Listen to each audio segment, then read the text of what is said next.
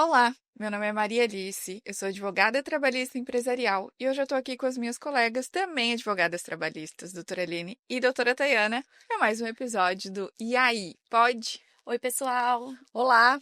Gente, eu não sei na cidade de vocês, mas aqui tá um friozinho bom, né? Tanto que eu tô aqui com a minha caneca, café quentinho, porque hoje precisa. Para Tá, esquentar por dentro. tá bem geladinho, né? Mas eu particularmente adoro, né? Enfim. Então, mas vamos lá. Hoje o nosso assunto é sobre teletrabalho.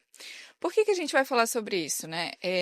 Eu lembro que na época da pandemia foi onde eu também comecei a fazer conteúdo para as redes sociais, conteúdo, né? Quem vê parece é blogueira, mas comecei a fazer alguns vídeos nas redes sociais e um dos assuntos mais polêmicos e que todo mundo falava era sobre o teletrabalho.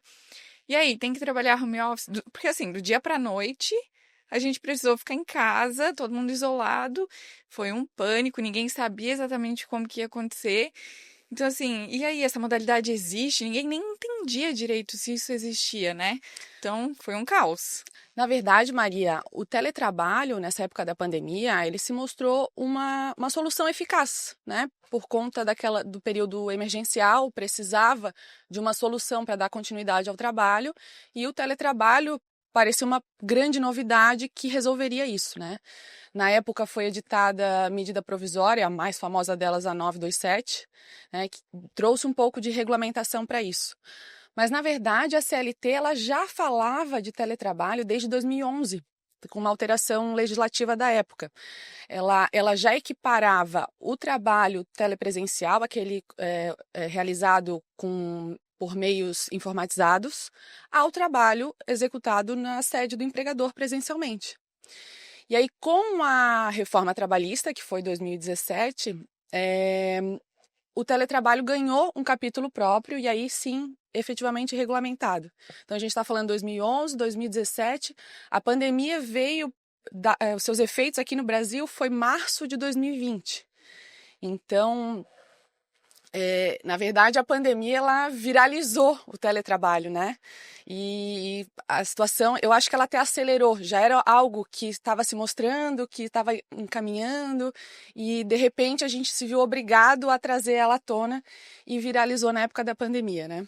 Então, na CLT, ela está prevista, ela está especificada como a prestação de serviço preponderantemente fora das dependências do empregador com a utilização de meios telemáticos informatizados para a execução desse trabalho, né, para a comunicação com o empregador. Então, assim, não é um mero trabalho externo, né, como, por exemplo, os motoristas, né? Ele é um trabalho fora das dependências do empregador, mas com o uso de meios telemáticos. Eu nunca fui tão adepta assim, sabe? Eu sempre tive dificuldade no home office. E, assim, depois da pandemia, mas é aquele negócio, né? A gente tem que se adequar e se adaptar ao que está acontecendo no mundo. Mas depois, mesmo depois da pandemia, muitas empresas continuaram com isso. E algumas adotaram até a forma híbrida, né? Alguns dias em casa, alguns dias na própria empresa. Mas o que mais é importante nesse sentido é não afetar o direito dos trabalhadores, né, Aline?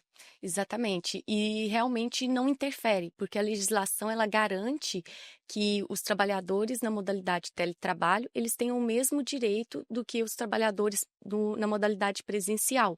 O que os empresários precisam se atentar é que é um trabalho que deve ser com contrato formal, então tem que estar expressamente escrito que o contrato daquele trabalhador vai ser na modalidade de teletrabalho.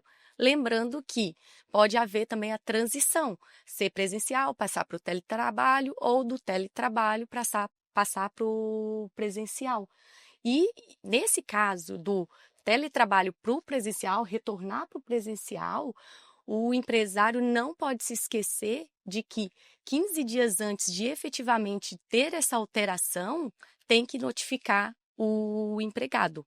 E também outro ponto que é muito importante é deixar bem claro, ter clareza de como vão ser os custos operacionais. Então, se o empregador vai oferecer um computador, notebook, outros meios de trabalho, e lembrando que se ele fornecer esses objetos, eles não podem ser considerados como salário in natura. E a gente também precisa ter em mente que essa modalidade ela traz benefícios, alguns desafios, alguns benefícios como flexibilização de horário, eliminação de custos e desafios, questão de jornada, gestão da jornada, né? E também pensar muito na saúde mental dos trabalhadores. Claro que na época da pandemia não é o que a gente leva em consideração do que a gente está falando aqui, porque era uma obrigação ficar isolado, muita gente desencadeou ansiedade, depressão, todo mundo, né, muitos entes queridos falecendo, enfim, era um caso à parte, né? Mas, de toda forma, é preciso cuidar também da saúde física e mental dos trabalhadores. Tá, e o que que dá para fazer, assim? O que que a empresa pode fazer para ter um ambiente mais saudável com o teletrabalho? Então, Maria, eu entendo que precisa ter organização, né? Com relação ao empregador, isso que a Aline acabou de falar, deixar isso registrado, documentado, né? Bem organizado. E com relação ao empregado, o teletrabalhador efetivamente, né? Que está prestando serviço fora da dependência do empregador, a organização, primeiro, do tempo, a gestão do tempo. Né?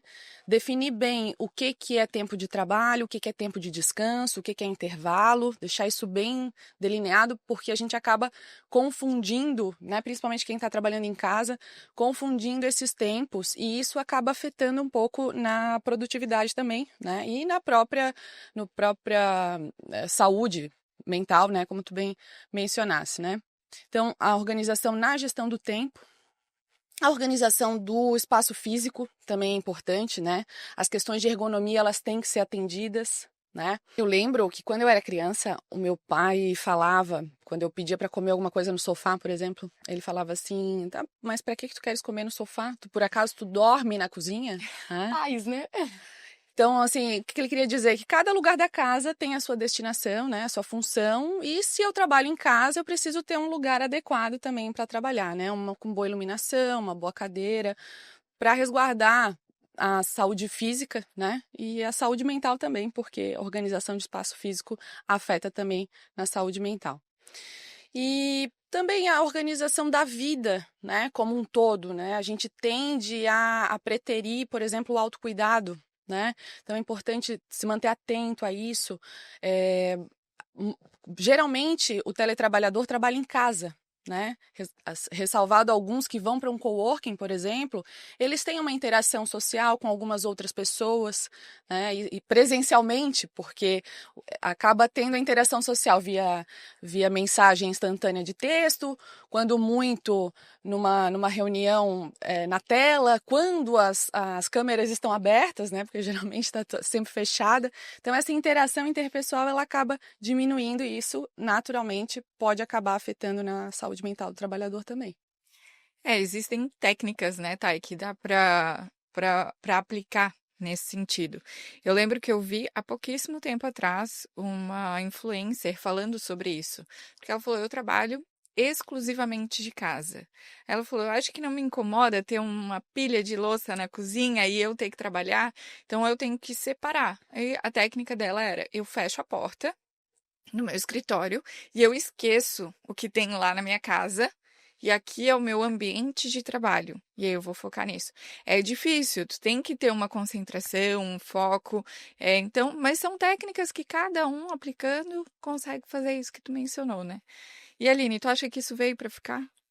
Eu acredito que sim, porque como você trouxe alguns benefícios, como redução de custo, seja com o transporte do colaborador ou até mesmo com a própria manutenção da estrutura da empresa, seja a parte da organização do tempo, que assim, pai sempre depois a gente vê que tem razão, né? Verdade. E então, essa organização do tempo, ela pode ser prejudicial se a pessoa não souber, Mas se a pessoa souber se organizar, ela pode ser muito benéfica também, porque aí dá para balizar bem a parte profissional com a pessoal. Temos ainda o benefício da produtividade e volta para a mesma questão. Bem organizado, ele pode ser muito produtivo.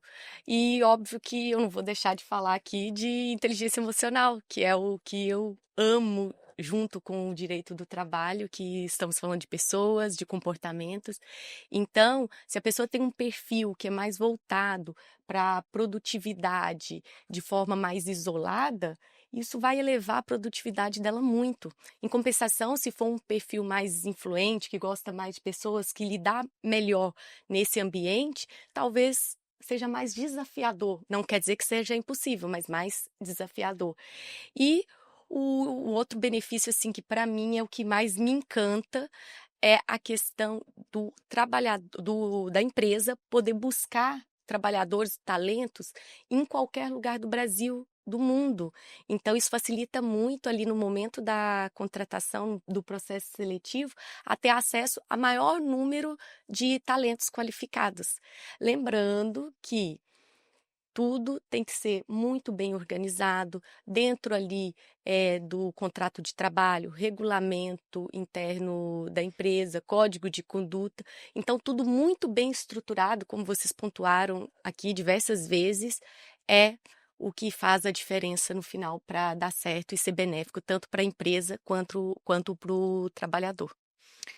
Independente da modalidade que a empresa for adotar, eu acho que tudo tem que ser pensado o que é melhor para a empresa, né? Qual é a modalidade que para mim faz mais sentido, porque quando a gente fala de tudo ser personalizado e tudo mais, essa é a verdade, né? E aí, empresa X, qual modalidade para ti faz sentido? Que vai fluir o trabalho, tu vai ter um ambiente de trabalho saudável, e como a gente mencionou, sempre com regras claras, objetivos claros, e é isso que faz a diferença, né? O que a gente faz aqui é só trazer as modalidades, mostrar o que é possível e o que não é, para as empresas poderem aplicar da melhor forma que convir, né? Mas é isso, meninas. Muito obrigada por hoje. Pessoal, não deixe de seguir a gente nas redes sociais, se inscreva no nosso canal, segue a gente lá no Instagram, @iai.pod. E aí lá vocês vão ver um pouco dos nossos cortes também, dos episódios, e no YouTube vocês conseguem assistir na íntegra. Até o próximo. Até o próximo. Tchau!